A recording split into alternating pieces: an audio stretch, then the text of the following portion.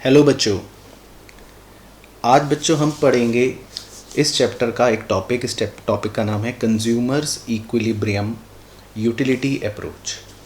तो जैसा कि इस चैप्टर के अंदर अब आप आगे बढ़ चुके हो और आपने स्टार्टिंग करी थी कि दो ऑथर्स थे, एल्फ्रेड मार्शल और जे.आर. हिक्स। एक ने बोला था कि हम सेटिस्फैक्शन को मेजर कर सकते हैं और दूसरे ने बोला था कि नहीं कर सकते हैं। तो हमने लास्ट वीडियो के अंदर टोटल यूटिलिटी, मार्जिनल यूटिलिटी और उनके रिलेशनशिप को पढ़ा था। तो आज बच्चों हमें न्यू हेडिंग डालनी है कंज्यूमर्स इक्विलिब्रियम यूटिलिटी अप्रोच, और इसके अंदर मेन हेडिंग डालनी है। इस टॉपिक के अंदर एक मेन पॉइंट लिखना है, सिंगल कमोडिटी। तो आज हम क्या पढ़ने वाले हैं बच्चों, मैं पहले आपको ब्रीफ में बता देता हूँ। और आज मैं आपको बुक से पढ़ाऊँगा और साथ ही साथ आपको मार्क भी करवाता रहूँगा कि क्या क्या चीज़ें आपको रजिस्टर में लिखनी है। एक हम ये सीखेंगे सबसे पहले तो कि आखिर कंज्यूमर इक्विलिब्रियम का मतलब क्या होता है, व्हाट इज़ कंज्यूमर्स इक्विलिब्रियम। उसके बाद हम ये पढ़ने वाले हैं आज की जो मेन है हमारी पूरी क्लास, कि कंज्यूमर इक्विलिब्रियम का पता कैसे चलेगा और ये यूटिलिटी अप्रोच का क्या मतलब है और ये सिंगल कमोडिटी का क्या मतलब है। तो हम उससे रिलेटेड आज सारी चर्चा करने वाले हैं। एग्ज़ाम में इसका क्वेश्चन 3 नंबर, 4 नंबर या 6 नंबर कितने का भी आता है, वो चर्चा करेंगे कि कैसे वो क्वेश्चंस हो सकते हैं। इसकी एक्सप्लेनेशन मैं आपको समझाऊंगा, नोट करवाऊंगा। इसमें डायग्राम भी बच्चों एक बनाना पड़ता है हमें, हम वो डायग्राम भी सीखेंगे। इसमें एक हमें शेड्यूल भी बनाना पड़ता है, यानी टैबुलर फॉर्मेट, वो हम बनाना सीखेंगे। और फाइनली हम अपनी आज की बात को पूरे को कॉन्क्लूड भी करके सम अप कर देंगे। फिर ये पूरा टॉपिक हमारा बच्चों फिनिश हो जाएगा। तो बिना टाइम वेस्ट करे हम फटाफट से शुरू करते हैं और मैं आपको आज बुक से करवाता हूँ अपने साथ। तो बच्चों ये हमारी बुक है और हमने इसमें लास्ट टॉपिक तो पढ़ लिया था और आज हमें जो पढ़ना है उसका नाम है मीनिंग ऑफ कंज्यूमर्स इक्विलिब्रियम। तो सबसे पहले हम बच्चों ये देखेंगे कि कंज्यूमर इक्विलिब्रियम किसे बोलते हैं, ठीक है ना। What is consumers equilibrium. बच्चों कंज्यूमर इक्विलिब्रियम का मतलब ये होता है कि जब किसी व्यक्ति को मैक्सिमम सेटिस्फैक्शन मिले अपनी गिवन इनकम के अंदर और उसका मन भी ना करे उसे चेंज करने का, तो उसे बोलते हैं कंज्यूमर्स इक्विलिब्रियम, ठीक है ना। तो यहाँ पर लिखा हुआ है, एक बार पढ़ते हैं क्या कह रहा है वो।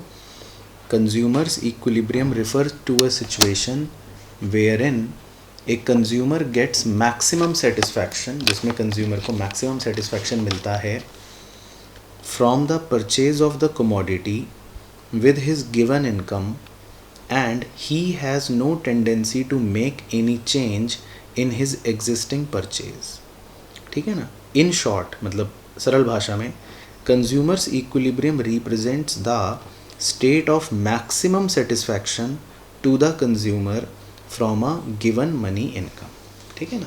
तो इस बात को मैं आपको बिल्कुल सरल भाषा में समझाता हूँ कि आखिर कंज्यूमर इक्विलिब्रियम किसे कहते हैं। कंज्यूमर कौन होता है, आप या मैं, जो चीज़ें कंज्यूम करता है, जो कोई भी सामान कंज्यूम करता है। मान लेते हैं आपके पास 100 रुपये हैं, now that is your given money income. अब 100 रुपये में फॉर एग्ज़ाम्पल आप एक पिज़्ज़ा ख़रीद सकते हो, या आपके पास ऑप्शन है आप एक बर्गर ख़रीद सकते हो, या आपके पास ऑप्शन है आप कोई भी तीसरा आइटम ख़रीद सकते हो। तो मैं फ़र्ज़ करता हूँ कि जब आपने पिज़्ज़ा ख़रीदा तब आपको कितना सेटिस्फैक्शन मिला, 80 यूटिल्स का। जब आपने बर्गर ख़रीदा तो मैं मान लेता हूँ आपको सेटिस्फैक्शन मिला 100 यूटिल्स का। और जब आपने कुछ और ख़रीदा तो मान लेता हूँ आपको सेटिस्फैक्शन मिला 70 यूटिल्स का। तो कौन सी चीज़ खाने से आपको सबसे ज़्यादा मैक्सिमम सेटिस्फैक्शन मिल रहा है।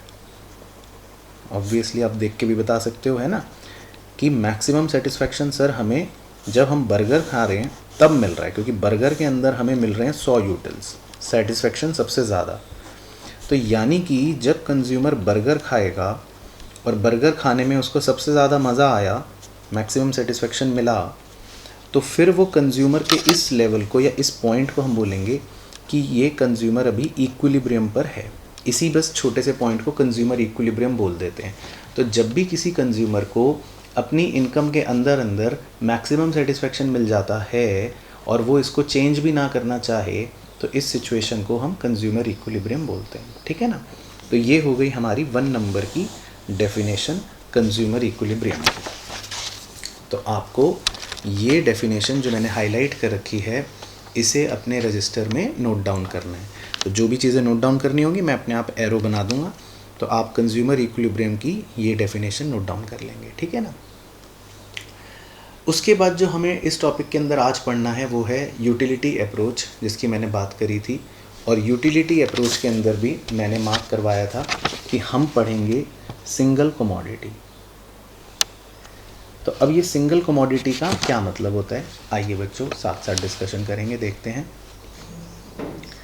सिंगल कमोडिटी का मतलब ये है कि हम ये मानते हैं कि कंज्यूमर सिर्फ एक ही कमोडिटी अपनी इनकम के अंदर खरीदना चाहता है। Consumer wants to purchase only one commodity. Consumer सिर्फ एक ही कमोडिटी अपनी इनकम में खरीदेगा, हम ये ऐसा एज्यूम करेंगे। ठीक है ना। तो अब एल्फ्रेड मार्शल ने बोला कि कोई भी कंज्यूमर इक्विलिब्रियम पर है या नहीं वो कैसे पता चलेगा, उसकी उन्होंने कंडीशन दे रखी है जो मैं हाईलाइट कर रहा हूँ। उसकी कंडीशन है marginal utility of a commodity in terms of money becomes equal to the price of commodity. ठीक है ना। आओ बच्चों ये मैं आपको अपने साथ ही लिखवा देता हूँ। तो आप क्या लिखेंगे मेरे साथ साथ, आप लिखेंगे कंज्यूमर्स इक्विलिब्रियम कंडीशन, इसको अंडरलाइन करना है और इसके नीचे लिखना है मार्जिनल यूटिलिटी, शॉर्ट में MU, in terms of money is equal to price of the commodity. ये है अल्टीमेटली वो पॉइंट जो हमें याद रखना है, या वो कंडीशन जो एल्फ्रेड मार्शल ने हमें कंज्यूमर इक्विलिब्रियम को निकालने के लिए बताई है। ठीक है ना। अब मैं आज की पूरी चर्चा इसी के इर्द गिर्द चलती रहेगी और at the end of this lecture I am 100% sure कि आप समझ जाओगे।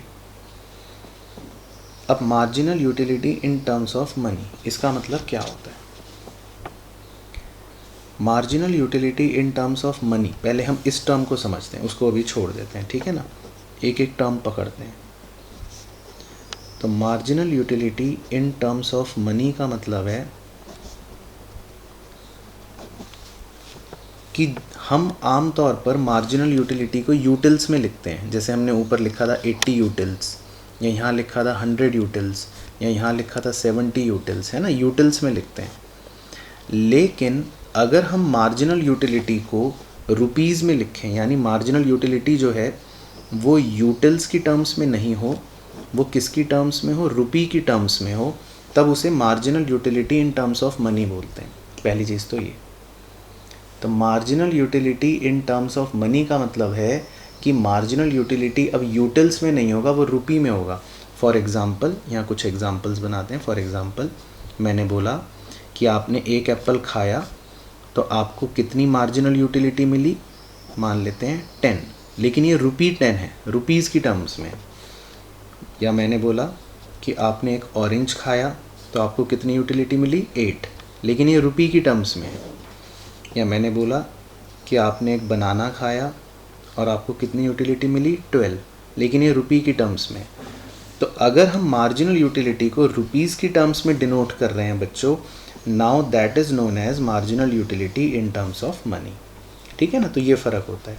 तो पहली चीज़ तो ये सीखी कि marginal utility in terms of money का मतलब कि मार्जिनल यूटिलिटी को रुपीज़ वाली टर्म्स में हम जब डिनोट करते हैं तो इन सब को बोलते हैं marginal utility in terms of money.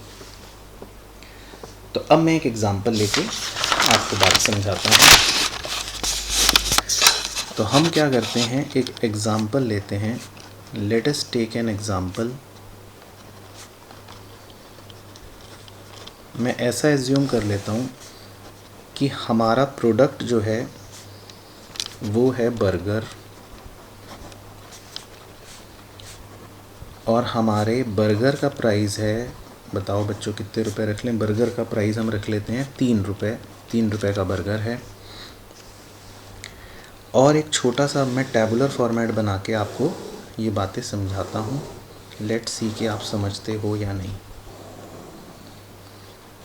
यहाँ मैं लिख रहा हूँ नंबर ऑफ बर्गर्स, यहाँ मैं लिख रहा हूँ मार्जिनल यूटिलिटी, लेकिन ये मार्जिनल यूटिलिटी किस में है? इन टर्म्स ऑफ मनी, रुपी में है ये, ठीक है ना। और यहाँ मैं लिख रहा हूँ प्राइस, बर्गर का प्राइस। तो बच्चों आप एक बर्गर ख़रीदोगे वो ₹3 का है ना, हमने एज्यूम कर रखा है। आप दूसरा बर्गर ख़रीदोगे वो भी ₹3 का मिलेगा। तीसरा बर्गर ख़रीदोगे वो भी ₹3 मिलेगा। चौथा बर्गर ख़रीदोगे वो भी ₹3 का मिलेगा।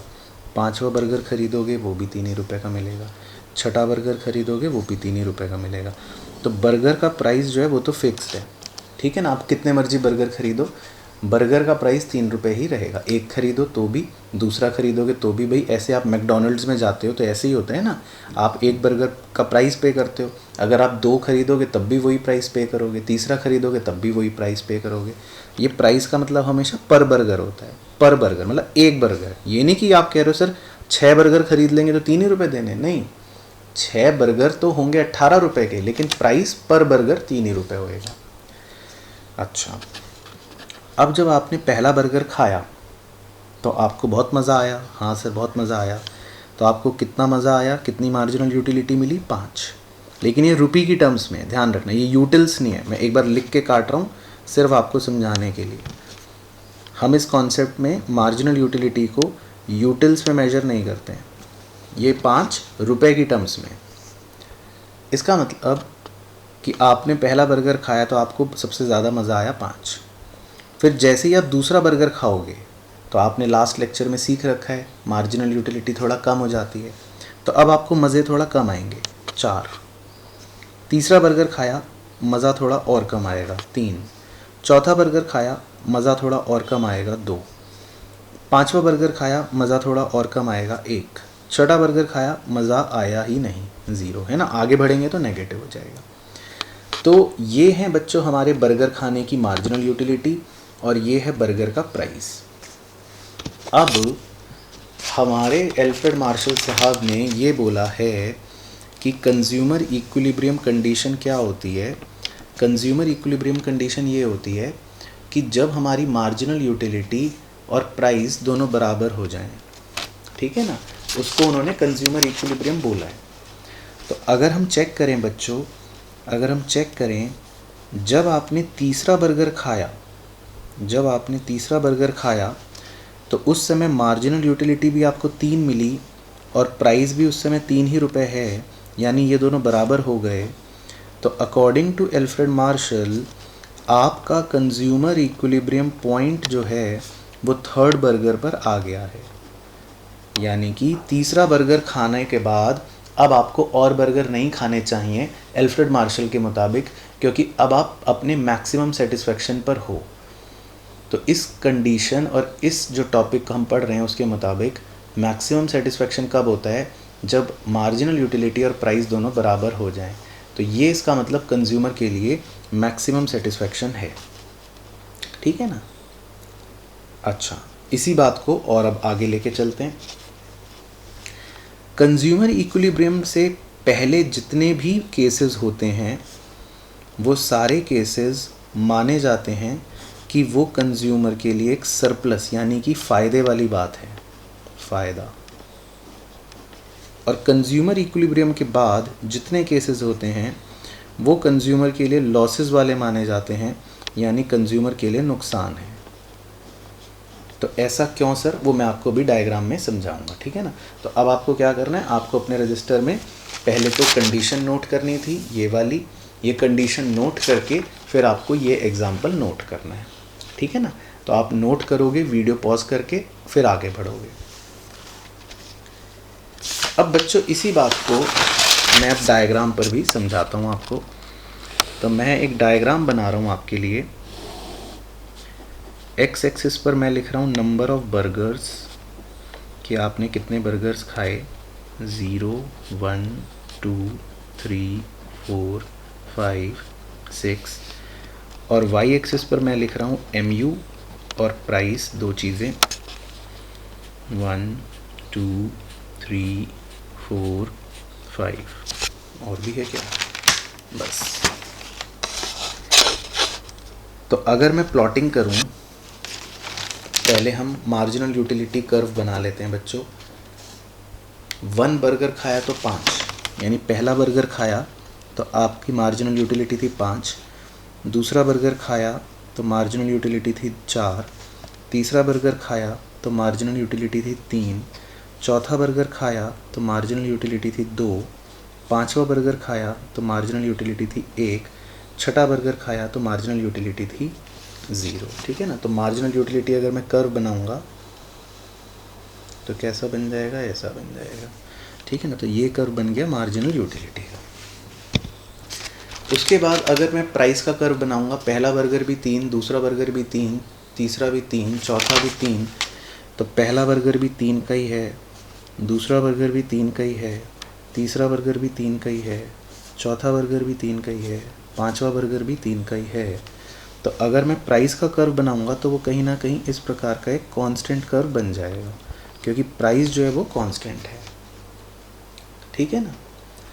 तो डायग्रामेटिकली भी इस पॉइंट पर अगर आप देख रहे हो, इस पॉइंट पर मार्जिनल यूटिलिटी जो कि 3 है वो प्राइस के बराबर है, जो कि 3 है।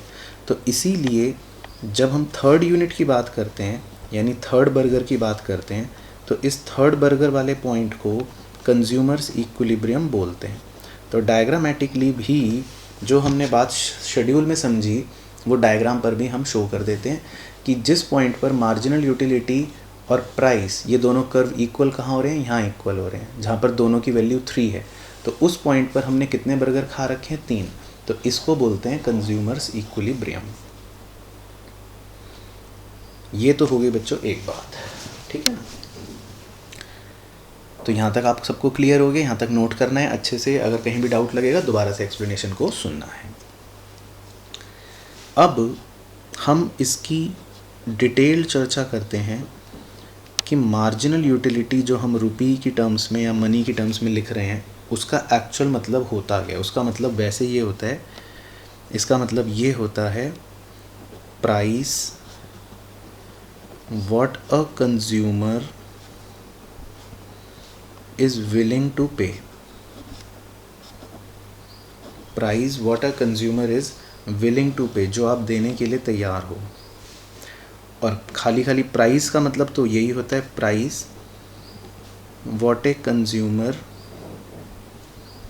Is actually paying. तो इस पर हम डिटेल में चर्चा करते हैं। अभी मैं आपको लास्ट पार्ट इस टॉपिक का और समझाना है ताकि आपको बात समझ आए। तो बच्चों आपको मेरे साथ में ध्यान से देखना है, ठीक है, बिल्कुल ध्यान से देखना है। एक बार फिर से यहाँ पे ध्यान से देखना है। मैं पहले बर्गर की बात कर रहा हूँ, बर्गर नंबर 1। जब आप पहला बर्गर खाना चाहते हो तो आप पता है दुकानदार को क्या कहते हो। आप पहला बर्गर जब खाना चाहते हो तो आप पहले अपने मन में सोचते हो कि एक बर्गर के लिए मैं कितने रुपए देना चाहता हूँ, विलिंग। मान लो मैंने यहाँ पर एक बर्गर रख दिया, थोड़ी देर के लिए समझो ये बर्गर है, तो मैंने आपसे पूछा आप इस एक बर्गर के लिए कितने रुपए देना चाहते हो, what you are willing to pay. आपने कहा सर हम 5 रुपये देने के लिए तैयार हैं, ठीक है ना। फिर आप मार्केट में गए, बाज़ार में एक्चुअल में ये आपको कितने रुपए का मिल रहा है, एक्चुअल में मिल रहा है 3 रुपये का, है ना। तो इसका मतलब ये कि पहला बर्गर जो है उसके लिए आप विलिंग तो हो 5 रुपये देने के लिए, लेकिन वो बाज़ार में एक्चुअल में मिल रहा है कितने रुपए का, 3 रुपये का, है ना। तो ये मैंने बिंदियाँ लगा दूँ। इसी तरह दूसरा बर्गर, जब आप दूसरे बर्गर की बात करते हो तो दूसरे बर्गर के लिए you are willing to pay 4 rupee but you are actually paying 3 rupee. यानी दूसरे बर्गर के लिए आप 4 रुपये देना चाहते हो बट एक्चुअल में दे रहे हो, ए बना देता हूँ, एक्चुअल में दे रहे हो 3 रुपये। इसी तरह तीसरे बर्गर चौथे बर्गर और पांचवें बर्गर की अगर आप कहानी को ध्यान से गौर करो तो जैसे जैसे आप आगे बढ़ोगे तो इसका मतलब क्या हो रहा है कि तीसरे बर्गर के लिए आप विलिंग भी हो 3 रुपये देने के लिए और एक्चुअली भी 3 रुपये दे रहे हो। चौथे बर्गर के लिए अगर आप देखोगे तो आप उसके लिए विलिंग हो 2 रुपये देने के लिए बट एक्चुअली दे रहे हो 3 रुपये। पांचवें बर्गर की अगर बात करूं तो आप उसके लिए विलिंग हो 1 रुपये देने के लिए लेकिन एक्चुअल में दे रहे हो 3 रुपये। तो कहीं ना कहीं जो हमने पहले मार्जिनल यूटिलिटी कर्व बनाया था और छठे पर तो ज़ीरो ही हो गया था, मतलब आप छठे बर्गर के लिए विलिंग हो 0 रुपये देने के लिए लेकिन एक्चुअल में दे रहे हो 3 रुपये, तो ऐसे कर्व बने थे। तो इसका मतलब ये होता है बच्चों, यहाँ पर देखना, जो हमने ये मार्जिनल यूटिलिटी कर्व बना रखा है ये दर्शाता है कि आप कितने रुपए देने के लिए तैयार हो, what you are willing to pay, what you are willing to pay, what you are willing to pay, you are willing to pay this, आप इतने रुपए देना चाहते हो।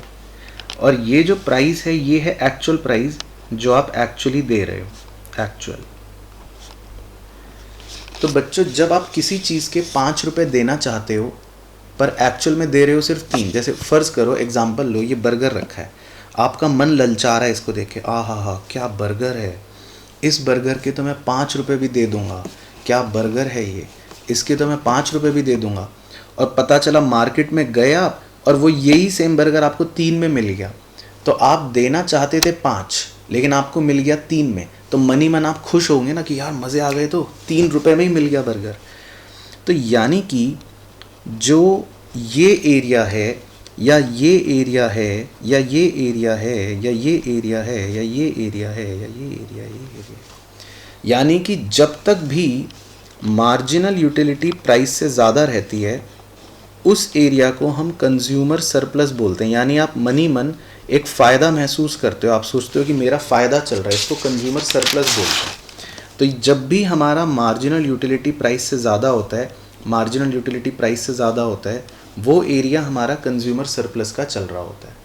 तो डायग्रामेटिकली ये पूरा शेडेड रीजन जो मैंने बनाया वो पूरा एरिया हमारा कंज्यूमर सरप्लस कहलाता है।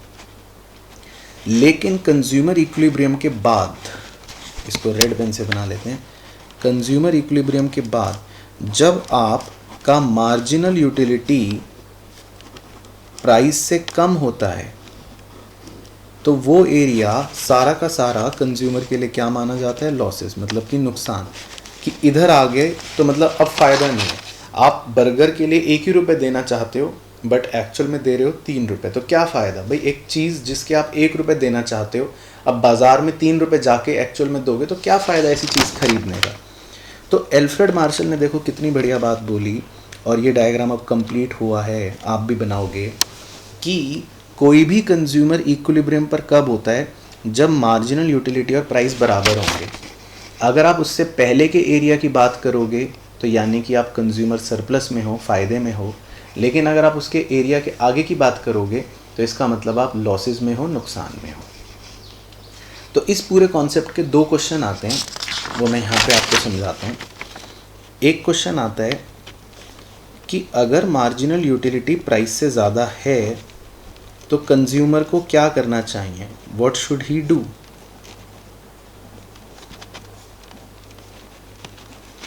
यानी कि एज्यूम कर लो कंज्यूमर अभी 2 बर्गर खा के चुका है और वो यहाँ पर अभी खड़ा है। यहाँ पर खड़े होने का मतलब है कि उसका मार्जिनल यूटिलिटी ज़्यादा है और उसका प्राइस जो है वो कम है। तो क्वेश्चन ये पूछ रहा है कि अगर कंज्यूमर 2 बर्गर खा के खड़ा हुआ है तो व्हाट शुड ही डू, क्या करेगा वो। तो बच्चों आपको आंसर देना पड़ेगा कि ऐसे में consumer should consume more. Consumer को बच्चों ऐसे में और ज़्यादा कंजम्पशन करनी चाहिए, उसको 2 बर्गर खा के अभी रुकना नहीं चाहिए, उसको 2 बर्गर खा के उल्टा तीसरा भी खाना चाहिए। क्यों खाना चाहिए तीसरा, क्योंकि जब वो तीसरा बर्गर खाएगा तब वो एक्चुअल में कंज्यूमर इक्विलिब्रियम पर पहुंचेगा। तो इसीलिए इसमें हमें आंसर लिखना पड़ता है कि consumer should consume more, because उससे क्या होगा, मार्जिनल यूटिलिटी और प्राइस बराबर हो जाएंगे। तो एक क्वेश्चन पूछता है कि if M U is greater than P what should the consumer do, तो आप लिखोगे ही शुड कंज्यूम मोर। इसी तरह दूसरा क्वेश्चन क्या पूछता है, if marginal utility is less than price what should the consumer do, consumer को क्या करना चाहिए। कि मान लो कंज्यूमर यहाँ खड़ा है, चौथे बर्गर पर आ गया या थोड़ा आगे निकल गया, तो हम आंसर लिखते हैं कि इस केस में कंज्यूमर शुड कंज्यूम लेस, कि उसको कम करना चाहिए कंजम्पशन। वो ज़्यादा बर्गर खाने की सोच रहा है, उसको ये 4 बर्गर नहीं खाने चाहिए, उसको कम करना चाहिए कंजम्पशन, उसको 3 बर्गर पर ही आके रुकना चाहिए। क्यों रुकना चाहिए? क्योंकि उससे उसका मार्जिनल यूटिलिटी और प्राइस बराबर हो रहा है। तो चाहे कंज्यूमर 2 बर्गर खाने की सोच रहा हो तो आप उससे कहोगे नहीं भाई नहीं, तुम्हें आगे बढ़ना है, तुम्हें और बर्गर खाने हैं, मोर। और अगर कंज्यूमर 4 बर्गर खाने की सोच रहा है, यानी कि जहाँ पर marginal utility less than price है, तो आप कंज्यूमर को कहोगे कि नहीं भाई नहीं, कम खाओ, 3 पर आ जाओ। तो चाहे कंज्यूमर यहाँ हो चाहे यहाँ हो, आपको अल्टीमेटली उसको क्या सजेशन देना है कि भाई तुझे आना यहाँ पर ही है। कहाँ पर आना है तुझे? जहाँ पर तेरा MU प्राइस के बराबर होगा। तो ये है बच्चों पूरा कॉन्सेप्ट अपने कंज्यूमर इक्विलिब्रियम का। ठीक है ना। तो मैं आपको दिखाता हूँ कि क्या है हमारे बुक के अंदर भी। तो बुक के अंदर थोड़ी सी एक्सप्लेनेशन अलग तरह की है, आप उसको इग्नोर कर देना। आप शेड्यूल वही लेना जो मैंने आपको बताया था। आप डायग्राम देख सकते हो, यहाँ पर इन्होंने यही एक्सप्लेन कर रखा है इन द डायग्राम। ठीक है ना। और फिर उसके बाद मेन चीज़ क्या बता रखी है, ये देखो सबसे इम्पॉर्टेंट कि ई पॉइंट से पहले MU is greater then price है ना, ये वाला एरिया जो हमने मार्क करा था। तो ऐसे में आप कंज्यूमर को क्या सजेशन देते हो? आप कंज्यूमर को ये सजेशन देते हो कि he will increase the consumption, वो अपनी कंजम्पशन को बढ़ाए, ताकि वो अगर यहाँ पर खड़ा हुआ है तो वो यहाँ से आगे आगे आगे आगे बढ़ते हुए कहाँ आ जाएगा? यहाँ आ जाएगा। और इसी तरह सेकंड पॉइंट में लिखा है कि ई पॉइंट के बाद when MU is less than P, यानी ये वाला एरिया जिसको हमने लॉसेस बोला था, तो अगर कंज्यूमर लॉसेस में खड़ा है तो हम उसको क्या सजेशन देते हैं कि रिड्यूस द कंजम्पशन, कि अपने कंजम्पशन को कम करके थोड़ा पीछे आ जाओ, यहाँ आ जाओ। यानी कि मतलब पूरा क्रक्स ये है बच्चों इस समरी का, इस पूरी कहानी का, कि चाहे कंज्यूमर ज़्यादा कंजम्पशन करने की सोच रहा हो या कम कंजम्पशन करने की सोच रहा हो, आप उसको लेकर आओगे इधर ही। आपको सजेशन उसको ये देना है कि भाई अगर तू यहाँ खड़ा है तो थोड़ा लेस कंज्यूम करके यहाँ पहुँच, और अगर भाई तू यहाँ खड़ा है तो मोर कंजम्पशन करके यहाँ पहुँचना तुझे यहीं है, क्योंकि ये तेरा इक्विलिब्रियम पॉइंट है, यानी यहाँ तुझे मैक्सिमम सेटिस्फैक्शन मिलेगा। तो ये है बच्चों हमारा पूरा कॉन्सेप्ट। तो देखो कंज्यूमर इक्विलिब्रियम हमने पढ़ लिया, कैसे होता है जब मार्जिनल यूटिलिटी और प्राइस बराबर हों, ये हमको पता चल गया। इसका छोटा बड़ा बहुत बड़ा क्वेश्चन कैसा भी आएगा हम लिख लेंगे। एक्सप्लेनेशन मैंने जो आपको बताई कि ये कंडीशन लिखनी है, और उसके बाद आपको जो डायग्राम बनवाया नेक्स्ट पेज पे ये वाला वो बनाना है।